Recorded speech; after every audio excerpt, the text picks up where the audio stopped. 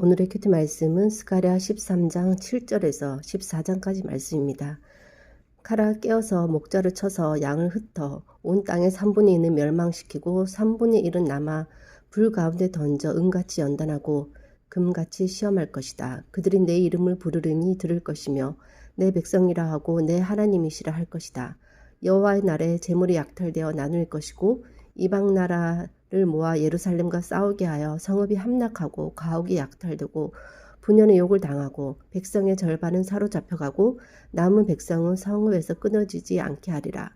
하나님께서 나가서 이방 나라를 치셔서 하나님께서 임하셔서 모든 거룩한 자들이 주와 함께 살리라. 하나님께서 홀로 한 분이신 천하의 왕이 될 것이고 사람이 그 가운데 살며 다시는 저주가 있지 않고 예루살렘이 평안히 서리라. 예루살렘을 친 백성에 내릴 재앙은 살, 눈동자, 혀가 썩을 것이고 크게 요란하게 하여 피차 손을 들어 칠 것이고 싸워 이방 나라의 보화, 금, 은, 의복을 심히 많이 모아지게 할 것이고 가축에게도 재앙이 내릴 것이다. 예루살렘을 치러 왔던 이방 나라 중에 남은 자가 해마다 올라와서 하나님께 경배하며 초막절을 지킬 것이다.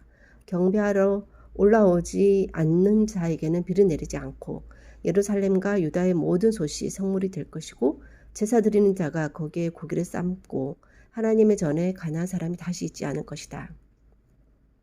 하나님의 심판의 날에 하나님의 남은 백성은 연단을 받아 하나님의 이름을 부를 것이고 예루살렘을 친 이방 나라를 하나님이 치시고 재앙을 내리고 보화를 많이 모이게 하실 것입니다.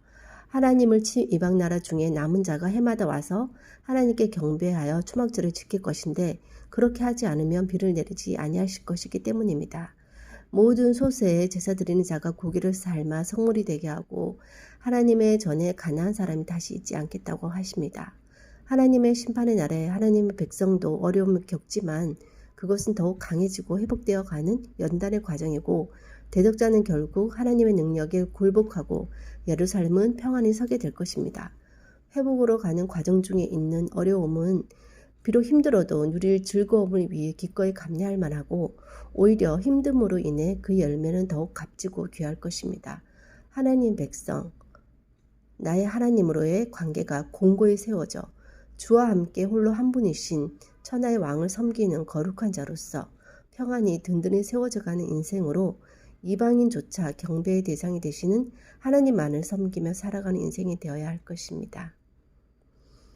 비록 말세가 점점 가까울수록 하나님의 백성으로 살기가 녹록지 않은 이 시대이지만 그럼에도 불구하고 여전히 하나님께서 더욱더 붙잡고 계시는 이 시대에 홀로 한 분이신 하나님만을 온전히 붙잡고 섬기며 이 모든 삶의 여정 가운데 더욱 연단되어짐으로 연단을 받아 더욱 강해져서 든든히 하나님을 만 붙잡고 든든히 세워져가는 인생이 되어서 결국 누릴 평안한 하나님과 늘 주와 함께 서는 그런 인생으로서 그 삶이 든든히 세워져 갈 수 있도록 힘주시고 오늘도 능력 베푸시는 주만을 바라보는 인생이 되기를 원하옵고 모든 말씀 예수님 이름으로 기도하였습니다. 아멘.